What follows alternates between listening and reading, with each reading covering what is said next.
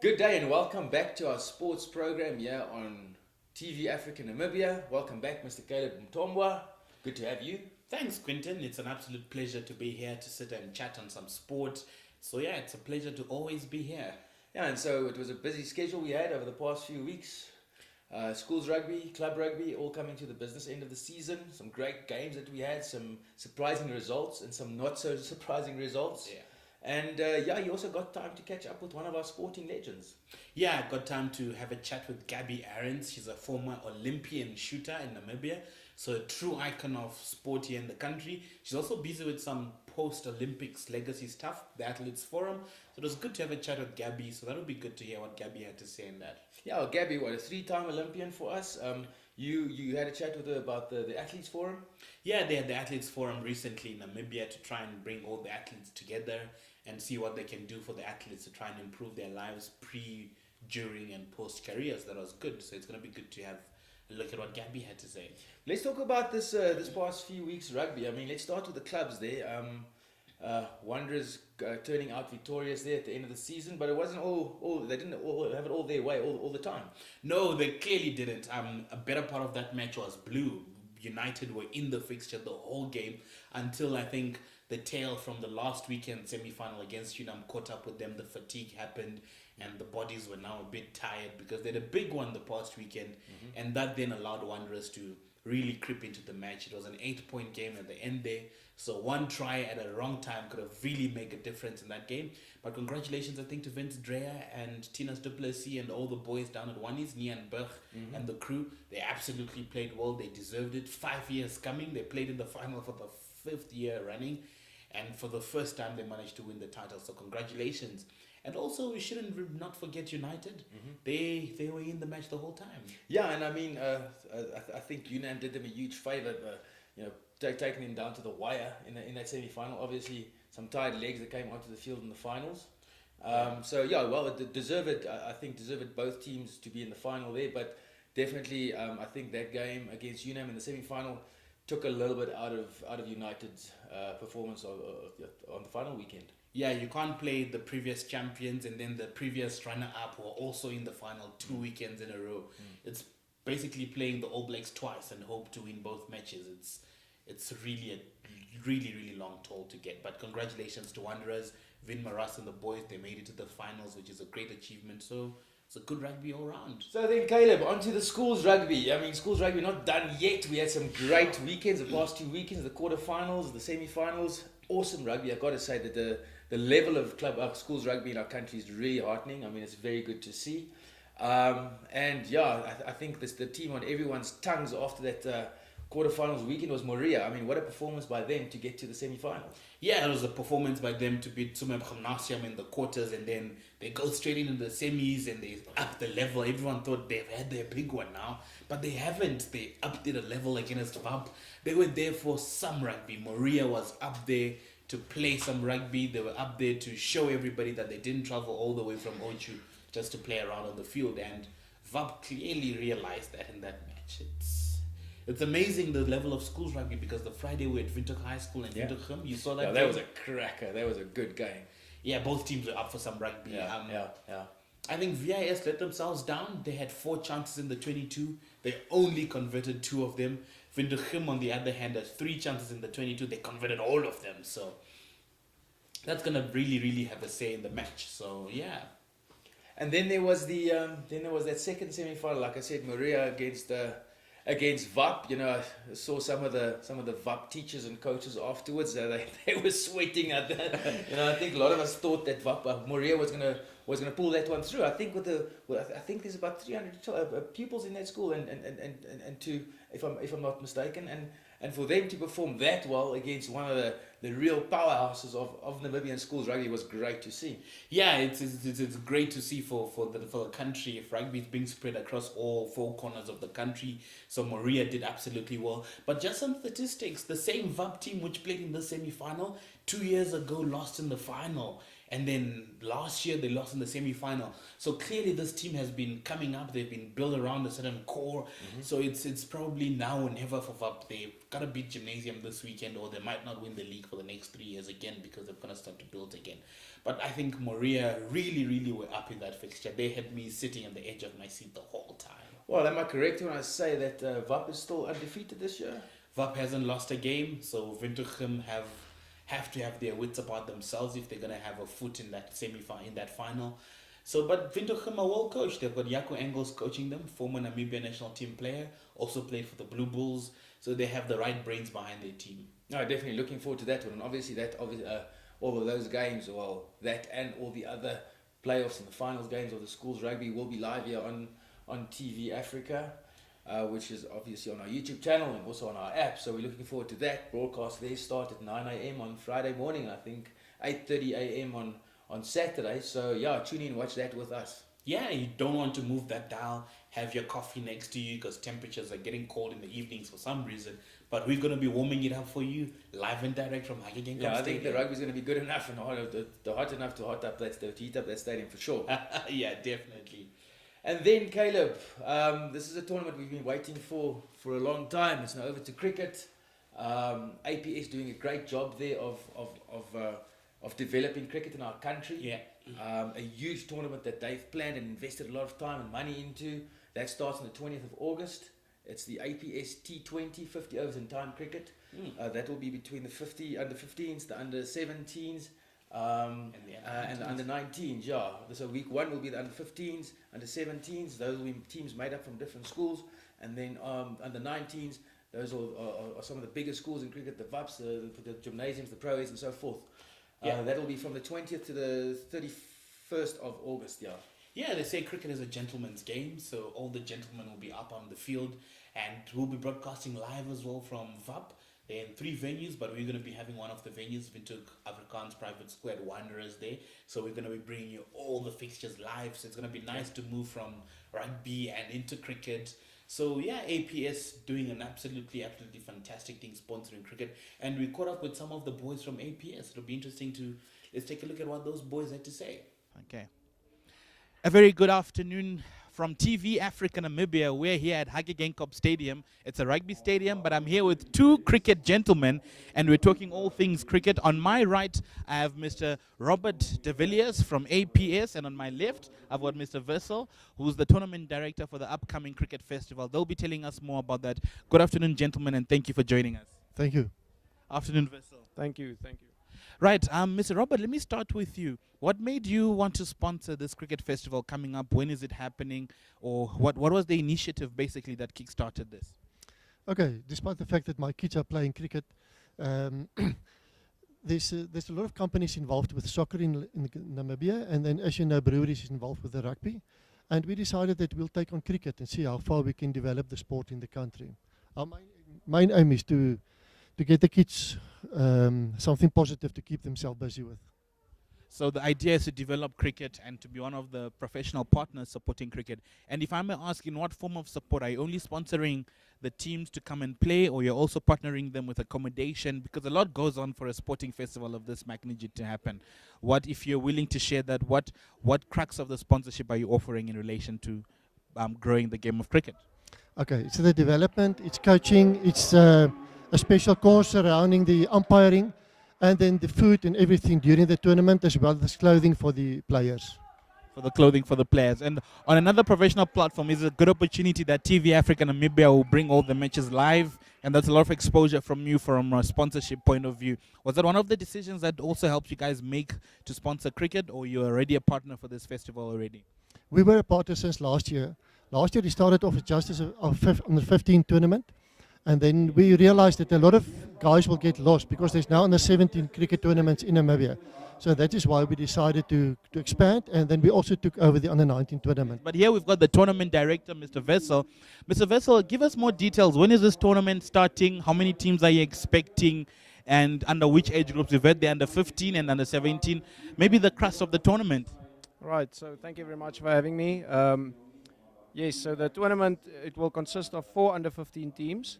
And then 2 under 17 teams. That will be from the 20th of August to the 25th of August. That will be the first, and then the schools tournament would be from the 27th to the 31st, and there would be also 6 school teams, and that's under 19s. That's the under 19. And where are these matches being played, if we want to get everybody from home to come and watch and have a like our afternoon of cricket, where are these matches being played? Well, it's played at Wanderers and CCD and VAP Field. It would be nice for the people to come and visit us and to take part also in the events. This is my first year as a tournament director, but last year I saw the games being played there.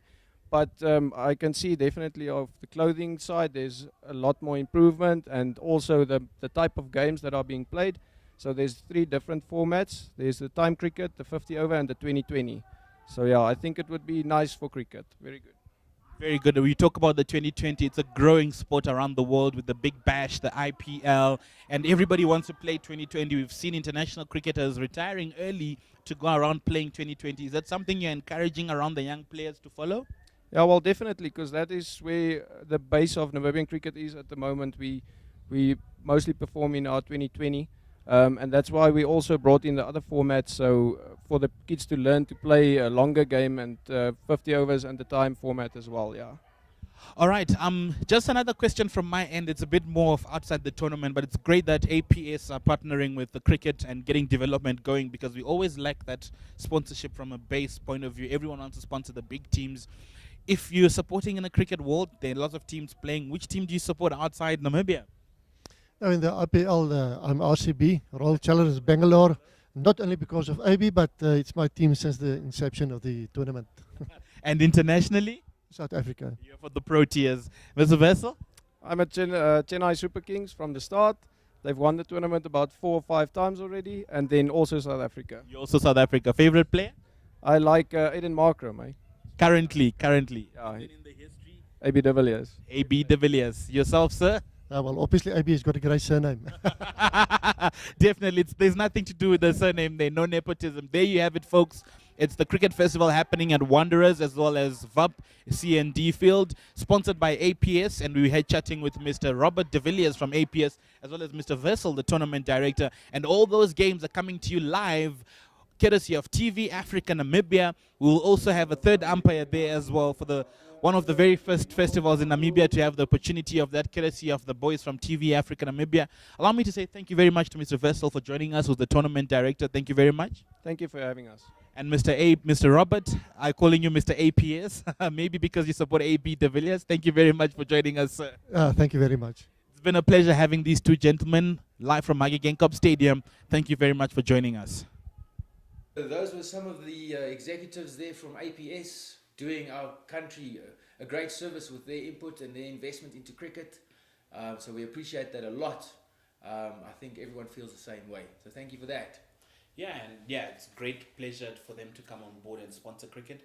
But we don't want to forget about our icon this weekend. We had a legend we spoke to, and she was here, and we had a chat with her. She won't enjoy me calling him, but that's her. Or maybe because she's a shooter. So we had a chat with Gaby Ahrens. Let's hear what Gaby had to say and what she's busy with post-Olympic life of Gaby Ahrens.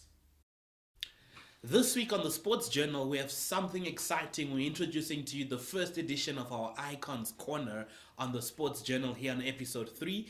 And I've got a very special lady joining us on this show. Her name is Gaby Ahrens. Welcome on the Sports Journal, Gaby. Hey. She's a very, very special somebody in terms of Namibian sport. She's a former Olympian. She's been to 3 Olympics, but she's stopped being part of the Olympics from an athlete's perspective. She's now involved in some sort of administration, and hope we're going to get to know more about that. Gaby, it's nice to have you on the Sports Journal. Thank you. I was doing a bit of Wikipedia with you, a stalker hint. Yeah. I was trying to find out who Gaby Ahrens is. And I see you were in 3 Olympics. Yes. Before we talk about the cool stuff, the Athletes Forum, you were in 3 Olympics. What were you doing there specifically? I was a clay target shooter. The shotgun, the big gun with the targets that fly through the air. Okay. That was my discipline, Olympic trap. So yeah, I was an athlete in shooting. Athletes in shooting. Yes. So 3 Olympics, so that means you're in Beijing. Beijing, London. In London, I got the honor to carry the flag as the first ever Namibian woman to carry the flag into the stadium. Lekker. Yes, huge honor. And then Rio. Rio, I ended one target away from the final, really Oh. close, 9th place. So that was a great score to end my career with. Because I also know another female Olympian in Kirsty Coventry, Yes. who was also one of the very Yes. few Olympians to carry the That's flag right. for their country. So I think you belong to a very She was here this weekend. Yeah. for the athletes forum. Yeah, I'm the chairperson of the Athletes Commission in Namibia. Okay. Kirsty is that for the International Olympic Committee worldwide. Okay. So we are comprised of elected athletes. We are elected by fellow athletes to represent them on governing bodies. So basically we are the link between the athlete and the sport governing bodies in each country. We took athletes from all different sports. We had Okay. Colin Benjamin, our professional soccer player, retired. He played at in the European League, the only Yeah. Namibian. So he was there and he explained to us what he had to go through when he came to Germany, to fight his way up to the first league. We had Kirsty there from swimming. We had Hilalia Johannes from marathon. So we kind of picked the elite athletes from all the different sports to come and, share their story with us. Well, this was another thing we're very proud of this time. We somehow managed to get the three big bodies, sport bodies in Namibia together. We have the Olympic Committee. Yeah. They assisted with the accommodation costs, the flight costs of the speakers. Then we had the Sports Commission who came in with the finger foods and the catering and water. And then the ministry helped with the accreditation and the gifts. We had NUST, the university, who gave us the auditorium. So everybody kind of gave something they had. We shared the resources, which made it possible at the end. Okay. So I'm the voice of the athletes. I make sure that the rights and the beliefs and the values of the athletes are always taken into consideration when big decisions are made. Often you have to remind people that it's about the athlete, and that's my role. I'm very, very lucky to have my father by my side, he really supported me from the beginning. I think what also helped is he was a sportsman himself. He used to be a professional soccer player. Okay. And for me, that was easier than to look up to him. He's done it, he's been there, and that's probably why I wanted to follow his advice. And also knowing that, he always had my best interest at heart. He is my father and my coach. It was great. I think I wouldn't have wanted it any other way. He really went out of his way to support me. But Gaby, unfortunately, that's all we've had time for. But I must say I'm really honored. It's the first time I've interviewed an Olympian. So we've made history on the Icons Corner here on TV Africa Namibia you. Sports Journal. So thank you very much for the opportunity. And thank you very much for joining us, Gaby. Yeah, thank you for having me, and it's a huge honor. It's a huge honor. Thank you, Gaby. There you have it, folks. Gaby Ahrens, former Namibian shooter in the Olympics. She was in Beijing, then London, then Rio de Janeiro, where she was one shot away from making it into the final. But she stands as one of the people who we can safely say do truly come from the land of the brave. And that's all we had from Icons Corner. Do join us with Quinton. We have a little bit to chat about the rugby coming up in the weekend.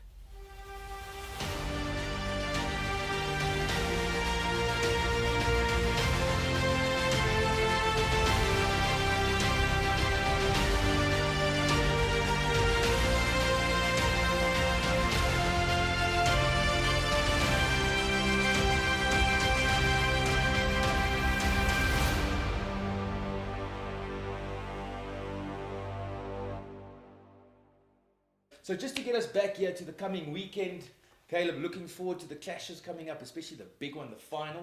Yeah.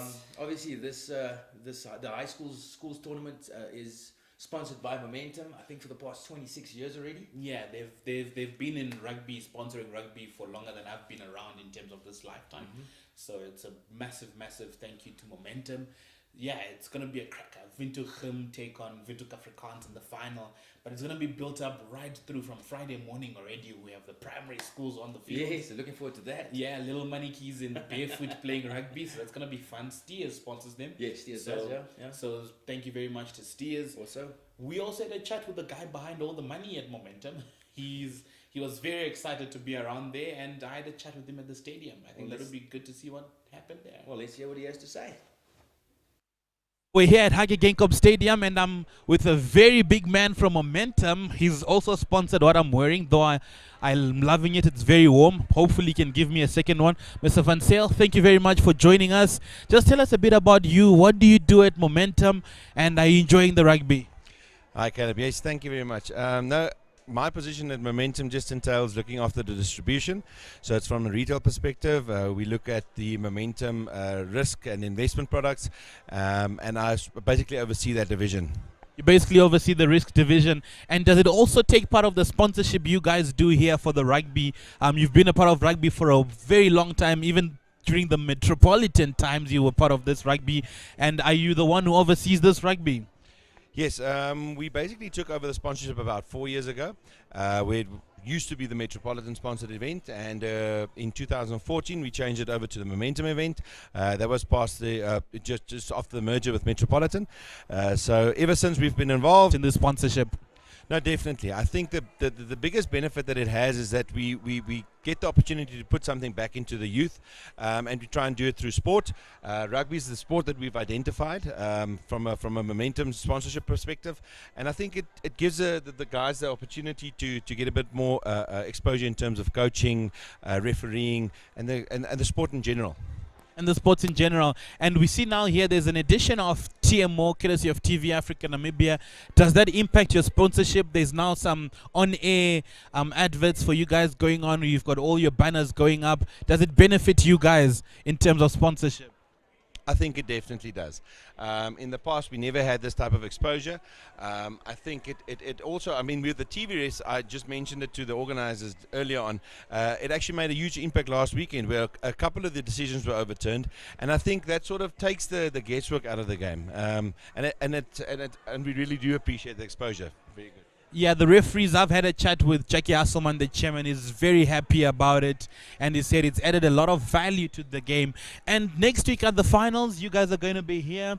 I see you've got your own suite here, nicely and sorted. People are having laka drinks and laka drovos.